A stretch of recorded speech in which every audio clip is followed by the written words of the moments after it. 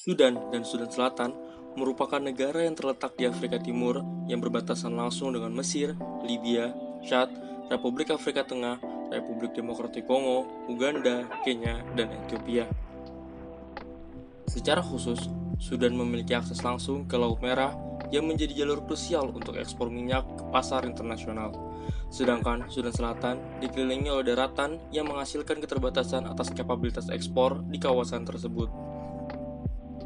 Sebelum Sudan dan Sudan Selatan terpecah, eksplorasi dan produksi minyak terpusat di wilayah tengah, terutama di wilayah Muglat di Blok 1, 2, dan 4, dan Melut Basin di Blok 3 dan 7, dengan dua jaringan pipa utama yang menghubungkan kedua wilayah tersebut menuju kilang minyak dan berakhir di Bashair Terminal, Port Sudan.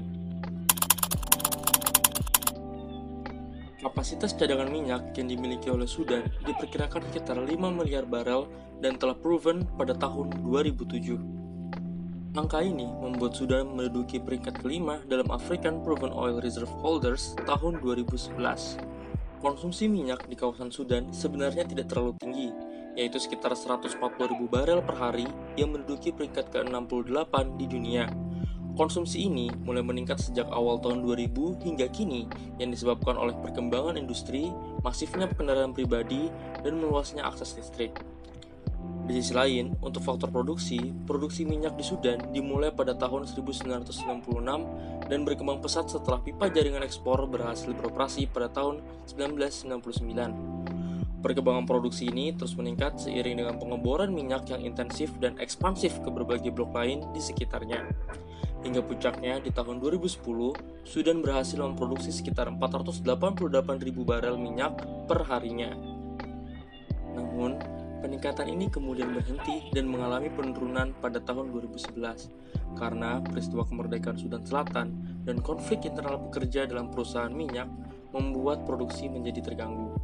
Kemerdekaan Sudan Selatan ini juga mengambil 75% cadangan minyak yang dimiliki oleh Sudan, meskipun infrastruktur ekspor seperti kilang, pipa, dan pelabuhan masih dipertahankan oleh Sudan. Penurunan produksi semakin drastis di tahun 2012, ketika Sudan menetapkan biaya transportasi minyak menjadi 32-36 dolar per barel, yang menyebabkan Sudan Selatan memberhentikan seluruh produksinya hingga April 2013. Meskipun pada akhirnya Sudan Selatan tetap membayar biaya sekitar 24,10-26 dolar per barel, yang jauh di atas harga normal sekitar 1 dolar per barel. Sayangnya, setelah berbagai peristiwa tersebut, kerusakan yang terjadi, masalah keamanan, ladang sumur yang sudah tua, menyebabkan penutupan ladang minyak tertentu yang berimbas pada turunnya angka produksi jauh dibandingkan sebelumnya. Sudan meraih kemerdekaan dari kolonial Inggris dan Mesir pada tahun 1956.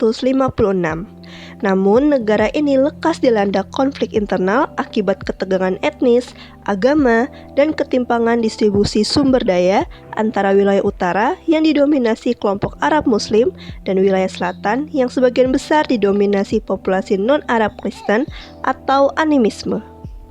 Konflik ini terjadi sebanyak 2 kali, yaitu pada Perang Saudara Pertama tahun 1955 hingga 1972 dan Perang Saudara Kedua tahun 1983 hingga 2005. Namun, pada Perang Saudara Kedua, konflik lebih terpusat atas perebutan sumber daya minyak yang ingin dikuasai oleh rezim Jafar Nimeri yang kemudian dilawan oleh gerakan John Garang dari Sudan People's Liberation Army atau SPLA. Perang Saudara Kedua saat itu diwarnai oleh pelanggaran HAM, termasuk pemindahan paksa masyarakat di sekitar kawasan ladang minyak. Bahkan setelah rezim Omar al-Bashir berkuasa, pendapatan minyak secara bebas digunakan untuk mendanai segala operasi militer dan segala tindak represif untuk memperkuat cengkraman rezimnya, yang bahkan menjadikan pengelolaan sumber daya minyak kian eksploitatif untuk memenuhi tuntutan tersebut. Hingga akhirnya konflik berakhir setelah penandatanganan Comprehensive Peace Agreement pada tahun 2005 yang kemudian menghasilkan referendum kemerdekaan Sudan Selatan pada tahun 2011. Namun, kemerdekaan ini bukanlah akhir dari penderitaan yang ada, melainkan masih meneruskan kutukan yang terjadi di kawasan tersebut. Sudan yang kehilangan 75% cadangan minyaknya dilanda kekacauan hingga akhirnya Omar al-Bashir dikudeta pada tahun 2019 dan Sudan Selatan yang mengandalkan 98% pendapatan atas minyak yang jauh dari taraf stabil dengan segelintir konflik domestiknya. Teori resource curse menjelaskan bagaimana negara-negara kaya sumber daya, alih-alih mengalami kemakmuran, justru seringkali terjebak dalam konflik, korupsi, otoritarianisme, dan stagnasi ekonomi. Begitupun dalam teori Dutch disease, yang mengacu pada fenomena di mana lonjakan pendapatan dari sumber daya alam, termasuk minyak, menyebabkan apresiasi mata uang dan melemahkan sektor-sektor ekonomi lainnya. Dalam konteks Sudan, kedua teori ini menjadi relevan karena menunjukkan bagaimana kekayaan minyak menjadi pemicu ketidakstabilan politik dan ekonomi yang terjadi. Dalam dimensi ekonomi, peristiwa yang terjadi di Sudan berkaitan erat dengan ketergantungan pendapatan negara hasil minyak, kurangnya diversifikasi ekonomi, dan pada akhirnya menyebabkan instabilitas ekonomi. Begitupun dalam dimensi politik, peristiwa tersebut berkaitan erat dengan korupsi, otoritarianisme, penyalahgunaan sumber daya, dan pada akhirnya menyebabkan instabilitas politik hingga perebutan kekuasaan. Hal ini terjadi juga di dimensi sosial dan budaya, di mana peristiwa ini menyebabkan terjadinya ketimpangan sosial, krisis sosial dan kemanusiaan, polarisasi budaya dan etnis, hingga pendidikan dan infrastruktur lainnya yang terabaikan. Pemerintah Sudan dan Sudan Selatan tentu menjadi aktor utama dalam konteks resource mismanagement yang terjadi. Mereka adalah aktor yang memiliki dan turut mengelola sumber daya yang ada lewat rangkaian kewenangan dan kebijakannya. Kedua aktor ini tentu mengalami tantangan yang hampir serupa seperti konflik domestik, ketidakstabilan politik, dan ketidakstabilan ekonomi.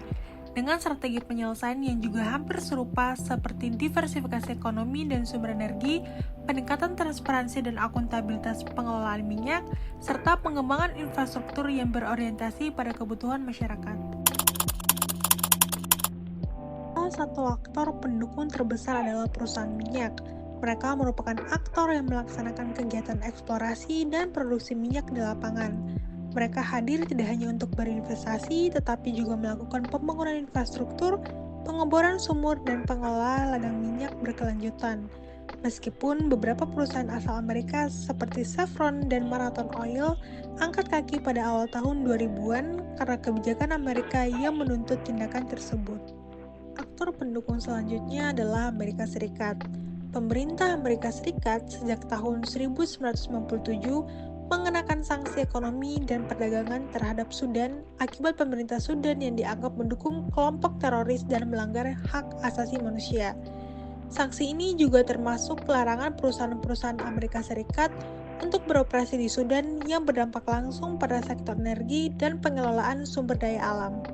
Terakhir, aktor pendukung yang tidak kalah penting adalah negara-negara Eropa seperti Norwegia yang memberikan bantuan kemanusiaan dan pembangunan infrastruktur publik, kemudian memfasilitasi terbentuknya Comprehensive Peace Agreement yang mengakhiri Perang Saudara Kedua, hingga pemberian sanksi atas pelanggaran hak asasi manusia yang walaupun tidak mengarah ke sektor energi, namun secara tidak langsung turut mempengaruhi juga karena adanya larangan perdagangan dan pembatasan transfer teknologi dan investasi asing.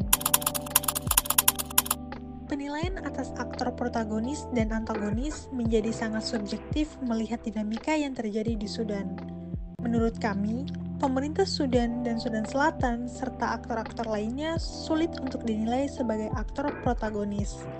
Hal ini dikarenakan konflik kepentingan antara pemerintah Sudan dan Sudan Selatan, kelompok oposisi bersenjata, dan aktor luar negeri menciptakan dinamika yang kompleks. Di satu sisi, minyak menjadi sumber kekayaan bagi para elit, sementara di sisi lain, masyarakat luas tidak mendapatkan benefit yang seharusnya.